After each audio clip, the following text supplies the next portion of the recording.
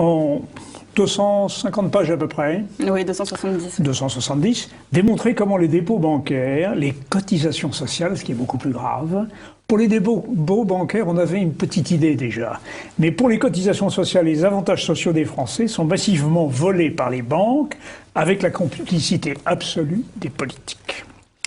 Alors, que je vous présente en quelques mots, Héloïse Benamou, vous êtes comptable. Oui, tout à fait. Et vous savez lire un bilan comptable. Oui, c'est mon métier. Et voilà. Et ça me paraît être une très bonne chose dans la matière qui va nous occuper pour cette émission. Et c'est en analysant les bilans, par exemple dans l'affaire Kerviel, des diverses entités de la Société Générale, et ça, quand on dit diverses entités, c'est par centaines. Hein, Oui, oui. hein, nous sommes bien d'accord. Que vous avez découvert de très étranges réalités, très étranges entités. Manifestement, il s'agit de brouiller les pistes. Tout à fait. Mais ce qui est derrière votre enquête, parce que c'est une enquête journalistique, je dirais policière aussi. Un petit peu, oui. Oui, Oui, oui.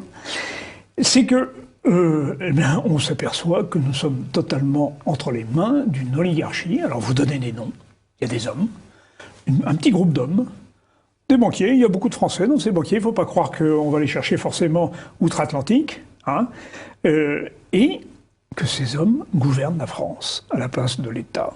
Que finalement, nos politiques, quels qu'ils soient, c'est un peu un théâtre de marionnettes.